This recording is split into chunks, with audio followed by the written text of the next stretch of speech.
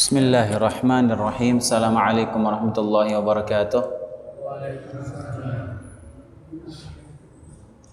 Innal hamdalillah nahmaduhu wa nasta'inuhu wa nastaghfiruh wa na'udzu billahi min shururi anfusina wa sayyiati a'malina. Man yahdihillahu fala mudilla lahu wa man yudlil fala hadiya lahu. Asyhadu an la ilaha illallah wahdahu la syarika lahu wa asyhadu anna Muhammadan abduhu wa rasuluh sallallahu alaihi wa ala alihi wa sallama tasliman katsira amma ba'd. Allahumma 'allimna ma yanfa'una wanfa'na bima 'allamtana wa zidna ilman ya rabbal alamin. Hadirin dan hadirat azanallahu wa iyyakum, kita lanjutkan pembahasan kita, masih membahas tentang rukun iman yang keempat, yaitu iman kepada Rasul. Dan pada pertemuan yang lalu kita membahas sedikit tentang tanda-tanda kenabian, mukjizat para nabi yang berkaitan dengan mukjizat dan tanda-tanda kenabian. Sekarang kita masuk pembahasan tentang tugas-tugas dari para nabi dan rasul. Tentunya tugas mereka, para al-anbiya, al-mursalin, para nabi dan rasul, tugas mereka banyak. Di antaranya tugas mereka diutus oleh Allah Subhanahu wa taala untuk mengenalkan Allah Subhanahu wa taala kepada manusia, untuk mengenalkan Rabbul Alamin kepada hambanya. Karena ketika kita bahas pada rukun yang pertama, secara fitrah manusia itu dia mengakui, secara fitrah itu mengakui adanya Tuhan. Udah secara fitrah, secara lahiriah, sifat manusia itu mengakui adanya Tuhan. Tapi detailnya seperti apa?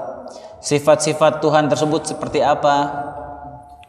Makanya Allah mengutus Rasul untuk menjelaskan hal tersebut. Karena Allah Subhanahu wa taala ghaib, kita tidak mengetahui hakikatnya kecuali dengan wahyu dari Allah Subhanahu wa taala. Kita tidak mengetahui detail sifat-sifat Allah Subhanahu wa taala kecuali dengan bimbingan wahyu dari Allah Subhanahu wa taala yang Allah Subhanahu wa taala sampaikan kepada para utusannya dan para nabi tersebut yang menjelaskan. Secara fitrah manusia mengakui Tuhan, iya, tapi sifatnya Nabi mengajarkan kepada kita Allah Subhanahu wa taala Al-Ghafur, Maha Pengampun. Allah Rahim, Rauf, Tawwab dan seterusnya. Itu kita tidak bisa mengetahuinya kecuali dari wahyu yang Nabi SAW sampaikan. Ini tugas pertama, mengenalkan manusia kepada Allah. Jadi seakan Allah memperkenalkan dirinya melalui perantara rasul-rasulnya, menjelaskan secara detail tentang Allah Subhanahu wa taala, sifat-sifatnya dan yang lainnya. Itu yang pertama. Karena akal kita ini, hadirin azanallahu wa iyyakum, akal kita terbatas ya. Akal kita ini, akal manusia ini sangat terbatas. Manusia ini semua diciptakan terbatas. Pendengaran kita terbatas, penglihatan kita terbatas, ilmu kita terbatas, akal kita pun juga terbatas. Tidak semua hal bisa kita cerna dengan akal kita. Tidak semua hal bisa kita pikirkan masuk ke logika kita, nggak bisa. Mau daya khayal kita pun terbatas, hadirin. Kita mau menghayalkan sesuatu, itu mentok daya khayal kita ke sesuatu yang pernah kita tertangkap dengan panca indera kita. Sekali lagi saya ulangi. Ketika kita hendak menghayalkan sesuatu, daya khayal kita manusia ini akan mentok ke sesuatu yang pernah ditangkap oleh panca indera kita. Selain itu tidak bisa akal kita membayangkan lebih dari hal itu. Nggak mungkin. Kita membayangkan bagaimana arsy Allah Subhanahu wa taala, tidak akan mungkin bisa sampai sana akal kita, mustahil. Kita membayangkan bagaimana zat Allah Subhanahu wa taala, tidak mungkin kita sampai ke sana akal kita, tidak mungkin, mustahil. Karena akal kita terbatas. Karenanya kita butuh bimbingan wahyu, tidak bisa diterka-terka pakai akal. Kita membayangkan nikmat surga saja, bagaimana nikmatan dalam surga aja tidak akan bisa kita bayangkan. Tidak akan bisa kita bayangkan. Nyerepet aja nggak mungkin. Tapi nggak usah berbicara tentang surga. Kita membayangkan bagaimana gantengnya Nabi Yusuf alaihissalam, tidak akan mungkin bisa kita bayangkan, hadirin. Kalau kita mau coba bayangkan bagaimana gantengnya Nabi Yusuf alaihissalam, mentok otak kita membayangkan orang yang paling ganteng yang pernah kita lihat. Lebih dari itu nggak mungkin. Karena daya hayal kita sudah mentok sampai apa yang pernah tertangkap oleh panca indera kita. Karenanya ketika kita berbicara sesuatu perkara gaib, maka kita turunkan akal kita ke kadarnya. Jangan semua kita benturkan dengan akal kita. Oh, menurut akal saya seperti ini. Oh, menurut logika saya, oh itu nggak masuk akal. Nah, ini akal manusia terbatas ya. Sebagaimana ilmu manusia itu terbatas, penglihatan kita terbatas, semuanya terbatas. Karenanya kita butuh bimbingan wahyu. Jadi akal dan wahyu ini ibarat mata dengan cahaya. Ya, akal ini ibarat mata dan wahyu ini ibarat cahaya. Tanpa cahaya mata tidak akan bisa melihat tanpa adanya cahaya. Tapi yang kedua, di antara tugas para nabi dan rasul yaitu mengenalkan tugas makhluk kepada Tuhan dan cara menjalankan tugas tersebut. Tugas manusia makhluk diciptakan oleh Allah Subhanahu wa taala untuk beribadah kepada Allah Subhanahu wa taala, dan para nabi dan rasul tugasnya menyampaikan tugas itu kepada manusia bahwasanya mereka diciptakan untuk beribadah, dan bagaimana tata cara ibadah itu juga disampaikan, diberitahukan oleh para nabi dan rasul. Jadi nabi menyampaikan kepada umatnya bahwasanya mereka diperintahkan untuk beribadah sebagaimana firman Allah Subhanahu wa taala, "Wa ma khalaqtul jinna wal insa illa liya'budun." Tidaklah aku ciptakan jin dan manusia kecuali untuk beribadah kepadaku, kata Allah. Dan bagaimana cara beribadah itu yang nabi dan para rasul menjelaskan kepada umatnya. Di antara tugas mereka. Kemudian yang ketiga, di antara tugas mereka yaitu memberikan kabar gembira dan peringatan. Memberikan peringatan dan kabar gembira kepada manusia, dan ayat-ayat yang menjelaskan tugas ini sangat banyak dalam Al-Qur'an ya. Di antaranya Allah Subhanahu wa taala berfirman, "Wa ma nursilul mursalina illa mubasysyirin wa mundzirin." Tidaklah kami mengutus utusan seorang rasul kecuali mereka itu memberikan kabar gembira dan juga memberikan peringatan kepada manusia. Dalam ayat lain, "Rusulan mubasysyirin wa mundzirin li'alla yakuna lin-nasi 'ala Allahi hujjatun ba'da ar-rusul." Mereka para rasul diutus untuk memberikan kabar gembira dan peringatan kepada manusia supaya manusia tidak lagi punya hujjah, punya alasan di hadapan Allah Subhanahu wa taala setelah diutusnya para nabi. Baik, kemudian di antara tugas mereka yaitu menjelaskan syariat secara detail. Menjelaskan syariat Allah kepada manusia secara detail. Karena Allah Subhanahu wa taala yang menciptakan kita, maka Allah yang lebih tahu bagaimana aturan yang sesuai, yang pas, yang cocok untuk makhluknya. Allah yang paling tahu apa yang maslahat buat manusia. Karena Allah yang menciptakan manusia, karenanya Allah yang paling tahu bagaimana aturan yang cocok untuk manusia, maslahat untuk manusia seperti apa, maka Allah yang lebih tahu. Nah, karena itu Allah menurunkan aturan, tugas yang dibebankan kepada makhluknya, dan aturan dan tugas-tugas inilah yang dijelaskan oleh para nabi dan rasul, menjelaskan secara detail, menjelaskan apa isi Al-Quran. Nabi alaihissalam contohnya, Allah turunkan Al-Quran kepada beliau, maka Nabi menjelaskan isi Al-Quran tersebut kepada manusia. Karena banyak dalam beberapa konteks dalam Al-Quran itu datang dalam bentuk yang umum saja. Sebagian datang dalam bentuk umum. Detailnya Nabi SAW yang menjelaskan. Contohnya Allah memerintahkan kita wa aqimus shalah. Dirikanlah salat. Di dalam Al-Quran tidak ada dijelaskan waktu zuhur itu kapan ditunaikannya, asar kapan ditunaikannya, subuh, maghrib, isya, tidak ada dalam Al-Quran. Detailnya Nabi yang menyampaikan, Nabi yang menjelaskan. Taib, apakah ada dalam Al-Quran aturan tata cara gerakan sholat kita, bacaannya dari awal sampai akhir, dari takbiratul ihram sampai salam? Nggak ada. Nabi yang menjelaskan detailnya. Demikian juga haji, tidak ada dalam Al-Quran tata cara haji, tata cara umroh, nggak ada. Nabi SAW yang menjelaskannya. Datang dalam riwayat hadis-hadis yang sampai kepada kita, menjelaskan tentang detail aturan-aturan Allah tersebut. Taib. Karenanya ya, kita tahu bahwasanya Al-Qur'an ini sebagai pedoman hidup manusia, hadirin azanallahu iyyakum.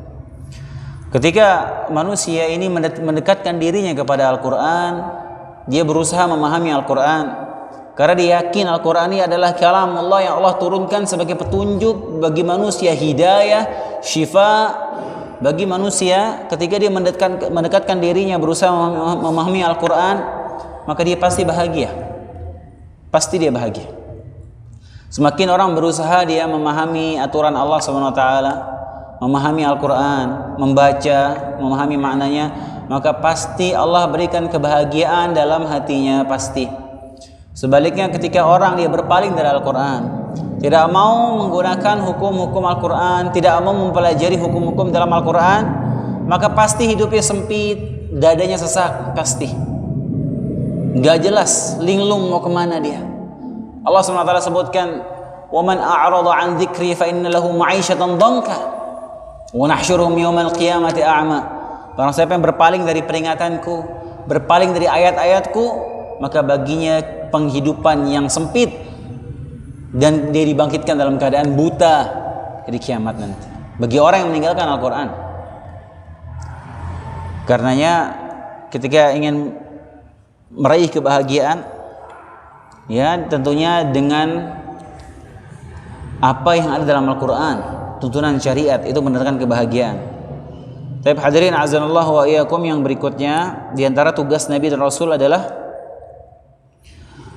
mereka untuk menjadi teladan bagi umat. Mereka diutus oleh Allah Subhanahu wa taala di antara tugasnya agar mereka itu menjadi teladan bagi manusia, bagi umatnya. Karenanya Allah Subhanahu wa taala mengutus semua nabi dan rasul itu dari jenis manusia, bukan dari jenis malaikat.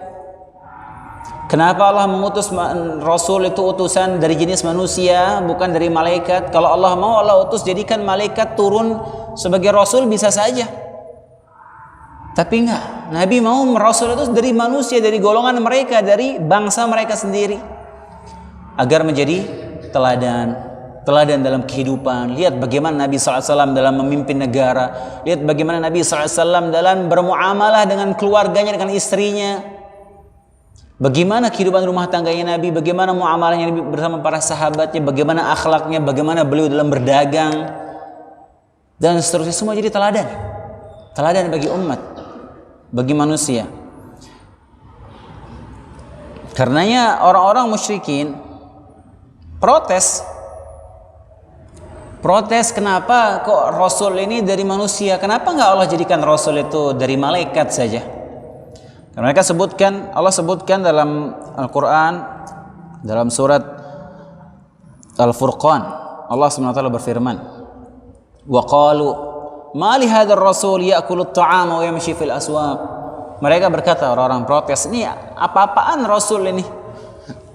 Kenapa Rasul ini dia makan makanan seperti kita, terus jalan-jalan di pasar? Masa Rasul seperti ini? Mereka protes, laula unzila ilaihi malakun fayakunu ma'ahu nadhira. Kenapa Allah tidak turunkan saja malaikat sebagai pemberi peringatan sama dia, bukan manusia biasa seperti ini? Mereka protes. Ya, karenanya hikmahnya diantaranya supaya manusia bisa menjadikan para rasul tersebut sebagai teladan dalam ibadah, teladan dalam akhlaknya dan yang lainnya. Kemudian diantara tugas mereka para nabi dan rasul yaitu untuk menegakkan hujjah dan meniadakan uzur, alasan di kemudian hari. Ini juga ayatnya dalam Al-Quran sangat banyak ya. Ketika sudah tegak hujjah, para nabi menegakkan hujjah sampai dakwah nabi kepada manusia mendengar tentang nabi ini, maka tidak ada lagi alasan bagi manusia. Tidak ada lagi alasan hujjah ketika di hari kiamat nanti. Dan ayatnya menjelaskan poin ini sangat banyak dalam Al-Quran. Di antaranya Allah berfirman, Rusulan mubasysyirin wa mundhirin, tadi kita sebutkan ya. Rusulan mubasysyirin wa mundhirin. Rasul-rasul itu diutus sebagai pemberi peringatan dan sebagai pemberi kabar gembira. Li'alla yakuna lin-nasi 'ala Allahi hujjatun ba'da ar-rusul. Supaya manusia tidak ada lagi alasan bagi mereka setelah diutusnya para rasul. Enggak ada alasan. Kalau tidak diutus, kalau Allah tidak mengutus nabi, bisa jadi orang-orang yang kufur kepada Allah akan beralasan di hari kiamat nanti. Tidak ada nabi sampai kepada kita, tidak ada dakwah nabi yang sampai kepada kita, ya Allah. Alasan bagi mereka nanti agar tidak diazab oleh Allah Subhanahu wa taala. Di antaranya tidak ada lagi hujjah bagi mereka. Dalam ayat lain Allah berfirman, "Ya ahlal kitab, qad ja'akum rasuluna yubayyinu lakum 'ala fatratin minar rusul." Wahai ahlul kitab, sungguh telah datang kepada kamu rasul kami menjelaskan syariat kami kepadamu ketika terputus pengiriman rasul. An taqulu ma ja'ana min basyirin wa nadhir wala nadhir faqad ja'akum basyirun wa nadhir wallahu ala kulli syai'in qadir. Supaya kalian nanti tidak beralasan dengan mengatakan tidak ada datang kepada kami seorang pemberi peringatan dan beri kabar gembira. Enggak ada yang datang ya Allah, enggak ada alasan mengatakan demikian. Sungguhnya telah datang kepadamu pembawa berita dan pembawa kabar gembira dan pemberi peringatan. Sungguhnya Allah maha kuasa atas segala sesuatu. Dalam ayat lain Allah berfirman, yauma yunadihim fayaqulu madza ajabtumul mursalin. Ingatlah di hari Allah menyeru kepada manusia. Allah berkata kepada manusia, apakah jawabanmu kepada para rasul? Tanya oleh Allah. Allah telah mengutus para rasul. Apa jawaban kalian atas dakwah rasul itu? Kalian terima nggak dakwah rasul? Akan ditanya oleh Allah Subhanahu Wa Taala. Nggak ada alasan bagi mereka untuk mengelak. Dalam ayat lain Allah Subhanahu Wa Taala berfirman, "Kullama ulqiya fiha faujun sa'alahum khazanatuha alam ya'tikum nadhir." Setiap kali dilemparkan satu kelompok manusia ke dalam neraka, penjaga neraka bertanya kepada mereka, "Alam ya'tikum nadhir?" Tidakkah telah datang kepada kalian pemberi peringatan? Qalu bala qad ja'ana nadhirun fakadzdzabna wa qulna ma nazallahu min syai'in in antum illa fi dhalalin mubin in antum illa fi dhalalin kabir. Mereka berkata, iya tentu sudah datang kepada kami pemberi peringatan, tapi kami mendustakan mereka. Kemudian kami beralasan Allah tidak mengutus seorang pun. Ini ayat, dan ayat semisal dengan ini sangat banyak. Hadirin azanallahu wa iyyakum. Itu dia beberapa poin yang menjelaskan tugasnya para nabi dan rasul. Tentunya ada tugas-tugas yang lainnya, cuman kita tidak sebutkan. Kemudian hadirin azanallahu wa iyyakum, kita masuk ke pembahasan tentang sifat-sifat para rasul. Sifat-sifat mereka. Secara umum Allah Subhanahu wa taala mensifati para nabi dan rasul, para rasul itu dengan sebutan Abdullah wa rasuluhu. Sering sekali Allah ulang-ulang sifat ini. Ketika menyebutkan sifat mereka para rasul itu, Allah menyebutkan mereka dengan dua sifat. Abdullah wa rasuluhu, hamba Allah dan rasulnya. Hamba Allah dan rasulnya. Ini dua sifat yang Allah mensifati para rasulnya dengan istilah ini. Mereka adalah hamba Allah di satu sisi, dan di satu sisi mereka adalah utusan Allah Subhanahu wa taala. Karena dalam hadis Nabi SAW menyebutkan, man syahida alla ilaha illallah wahdahu la syarikalah wa anna Muhammadan abduhu wa rasuluh wa anna Isa abdullahi wa rasuluh. Barang siapa yang bersaksi bahwasanya tidak ada sembahan yang berhak disembah selain Allah, dan bersaksi bahwasanya Muhammad adalah hamba dan utusannya, dan bersaksi bahwasanya Isa adalah hamba Allah dan utusannya. Jadi istilah ini, label hamba Allah dan rasulnya, ini dua sifat yang Allah sematkan kepada para rasulnya. Karenanya dua sifat ini nggak boleh kita pisahkan, nggak boleh kita ambil salah satunya, karena dua sifat ini tidak terpisahkan. Tidak boleh kita menganggap seorang nabi itu hanya hamba Allah saja tanpa menganggap dia sebagai utusan Allah, atau menganggap dia sebagai utusan Allah saja berlebihan, tidak menganggapnya sebagai hamba Allah. Ini nggak boleh. Karena dua sifat ini harus bergandengan. Rasul itu mereka adalah Abdullah, hamba Allah, dan utusan Allah. Taib. Sekarang sifat-sifat para nabi sebagai hamba Allah. Ya, sekarang setelah kita bagi dua, sifat-sifat mereka sebagai status mereka sebagai hamba Allah. Semua para nabi dan rasul, di antara sifat-sifat mereka sebagai hamba Allah, di antaranya adalah mereka adalah hamba Allah yang paling kuat beribadah. Kenapa mereka beribadah? Karena mereka hamba Allah. Kenapa mereka beribadah kepada Allah? Karena mereka semua itu hamba Allah, harus beribadah kepada Allah Subhanahu wa taala. Bukan karena sebagai nabi terus nggak beribadah, lah. Bahkan di antara bukti mereka sangat mengabdi kepada Allah Subhanahu wa taala, mereka para nabi dan rasul itu adalah manusia yang paling kuat ibadahnya kepada Allah Subhanahu wa taala. Paling kuat. Allah berikan mereka kekuatan yang tidak bisa ditiru oleh manusia yang lain. Bagaimana kuatnya mereka beribadah. Nabi Muhammad SAW disebutkan dalam beberapa hadis, beliau sholat malam sampai kakinya bengkak-bengkak, sampai kakinya pecah-pecah dalam riwayat lain. Padahal beliau surganya paling tinggi, diampuni dosa-dosanya. Nabi, Rasul, kekasih Allah, sholat malam sampai kakinya bengkak-bengkak, sampai kakinya pecah-pecah. Kita manusia biasa nggak mungkin bisa sanggup seperti itu. Nggak sanggup kita, nggak kuat. Ketika ditanya oleh salah seorang istrinya, kenapa sampai seperti itu ya Rasulullah, kata Rasulullah SAW, afala akunu abdan syakura, tidakkah aku menjadi hamba Allah yang bersyukur, katanya. Dan demikian juga nabi-nabi yang lain ya. Bagaimana kuatnya mereka dalam beribadah. Nabi Sulaiman dikisahkan kalau beliau sedang berdiri beribadah kepada Allah Subhanahu wa taala, bisa sampai berbulan-bulan beliau berdiri untuk beribadah kepada Allah Subhanahu wa taala. Dan yang manusia biasa tidak kuat melakukan hal demikian. Kemudian Nabi SAW juga ya, saking semangatnya beliau beribadah, lagi sedang sakit di penghujung hayat beliau sebelum beliau meninggal, sampai saking sakitnya nggak kuat berdiri sampai pingsan beberapa kali, tetap beliau tertatih-tatih berjalan menuju ke masjid untuk salat berjamaah di masjid. Karenanya ya hadirin azanallahu wa iyyakum, dalam beberapa ayat Allah memuji Nabi SAW.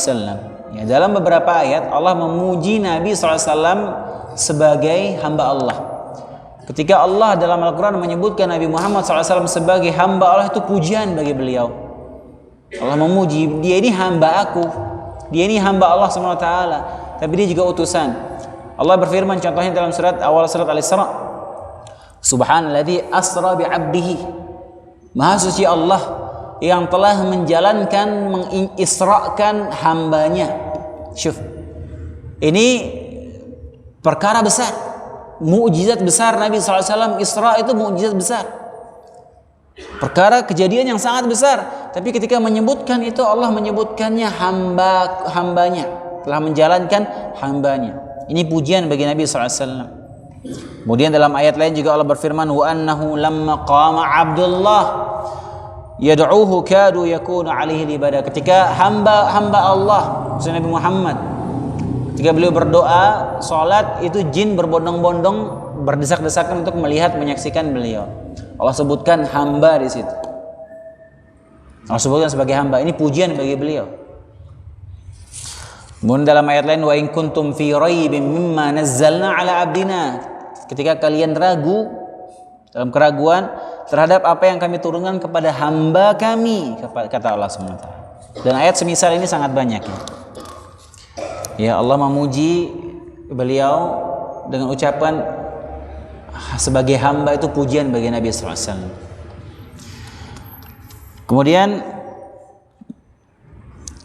berikutnya, di antara sifat-sifat yang membuktikan bahwa Nabi SAW adalah manusia biasa, beliau sebagai manusia biasa, firman Allah SWT, Qul innama ana basyarum mithlukum, katakanlah wahai Muhammad, bahwasanya aku ini adalah manusia biasa seperti kalian.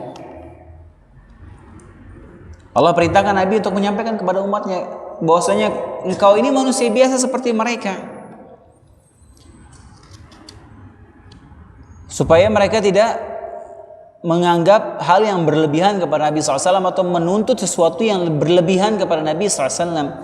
Ya, ini sudah kita singgung tadi, diantaranya umat-umat terdahulu, ya, contohnya seperti Nabi Nuh alaihissalam, ya, kaumnya itu nggak terima Nabi Nuh ini sebagai manusia biasa, didakwahkan ngeyel, nggak mau nerima, apaan ini, kok orang biasa seperti kita, orang dari kampung kita, terus kita mau taat kepada dia, mereka nggak terima.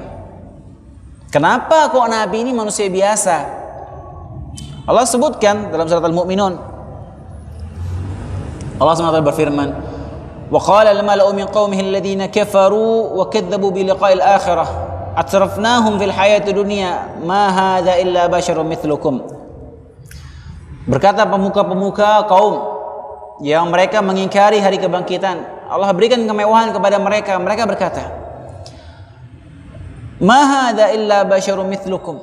Ini Nuh ini tidak lebih, hanya manusia seperti kalian. Ya'kulu mimma ta'kuluna minhu wa yashrabu mimma tashrabun.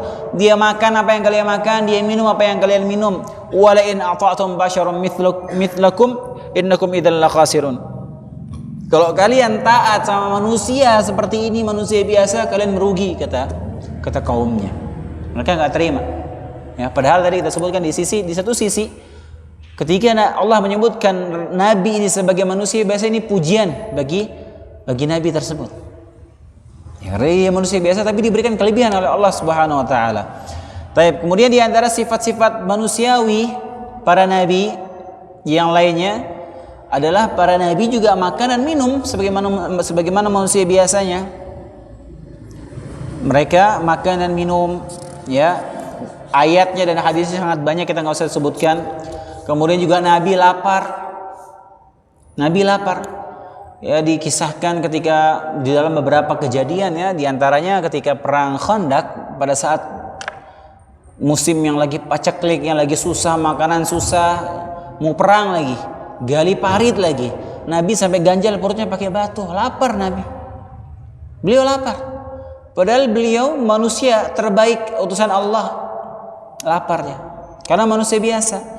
Kemudian juga Nabi beristirahat, capek beristirahat. Kemudian juga para Nabi dan Rasul itu menikah, punya anak, punya keturunan. Menikah mereka. Allah sebutkan, walaqad arsalna rusulan min qablika wa ja'alna lahum azwajan wa dzurriyyah. Sungguhnya kami telah mengutus beberapa rasul sebelum kamu, wahai Muhammad, dan kami berikan kepada mereka istri-istri dan keturunan. Mereka menikah, punya anak seperti manusia biasa. Kemudian juga di antara sifat-sifat kekurangan mereka para nabi, konsekuensi mereka sebagai manusia biasa, mereka juga bisa lupa. Nabi juga lupa. Nabi Adam lupa peringatan Allah. Allah sebutkan, walaqad ahidna ila Adam min qabl fanasi. Kami telah perintahkan kepada Adam dulu, maka dia lupa akan perintah itu Nabi Adam. Karena Nabi Muhammad SAW menyebutkan, wa nasiya Adam fanasiyat dzurriyyatuhu. Nabi Adam lupa, maka keturunannya semua juga punya sifat lupa. Karena Nabi SAW pernah lupa, bahkan dalam perkara yang cukup fatal, ya, seperti dalam sholat misalnya. Dalam beberapa riwayat yang menjelaskan tentang hadis-hadis tentang sujud sahwi, Nabi SAW, ya, hadisnya itu beliau lupa sholat asar, entah sholat asar atau sholat duhur itu yang seharusnya 4 rakaat, beliau sholat 2 rakaat. Lupanya 2 rakaat lagi, nggak tanggung-tanggung, bukan 1 rakaat, lupanya 2 rakaat. Salam, selesai salam, balik zikir, ngobrol. Bahkan dalam riwayat lain, hadis lain menyebutkan Nabi sempat keluar pulang mau ke arah rumahnya. Kemudian ada sahabat yang mengejar beliau, wahai Rasulullah, aku suratus salah. Apakah sholat sudah dipotong? Kenapa sahabat nggak negur subhanallah? Kenapa nggak ditegur subhanallah? Karena wahyu masih terus turun, hadirin. Bisa jadi ada perubahan dalam sholat. Karena selama lagi Rasulullah masih hidup, wahyu itu terus turun. Bisa jadi sholat berubah. Ditanya, wahai Rasulullah, apa ada perubahan? Apakah sholat sedang dipotong jadi 2 rakaat? Kata Rasulullah, enggak. Emang kenapa? Apa yang terjadi? Kau sholat 2 rakaat. Benar ya, dari sahabatnya. Benar itu saya sholat 2 rakaat. Iya Rasulullah. Rasulullah langsung sempurnakan sholatnya, kemudian sujud sahwi. Kemudian setelah itu Rasulullah balik ke sahabatnya, kemudian bersabda, Innama ana basyarum mithlukum ansa kama tansaun. Wahai para sahabatku, sungguhnya aku ini manusia seperti kalian, aku lupa sebagaimana kalian lupa. Kata Nabi SAW.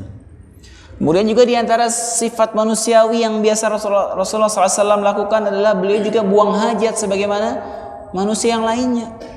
Dalam banyak hadis dijelaskan Rasulullah ketika buang air kecil, buang air besar, sahabat yang membawakan airnya, sahabat yang membawa jarikan batunya untuk istinja, dan dalam banyak riwayat.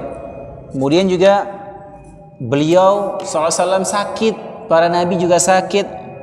Ini juga hadisnya banyak, dan beliau sakitnya, kalau sakit itu sakitnya berat sekali. Sakitnya itu 2 kali lipat dari sakit manusia normal. Karena ketika di penghujung hayat beliau SAW, ketika beliau sakit menjelang beliau wafat, Ibnu Mas'ud datang, beliau dari balik selimut dan merasakan panas badannya Nabi SAW. Kata Ibnu Mas'ud, wahai Rasulullah, berat sekali sakitmu ini wahai Rasulullah.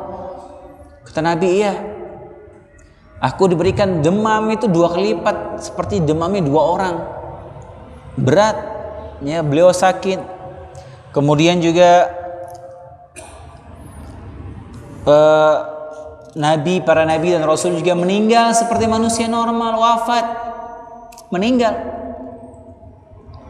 Karenanya ketika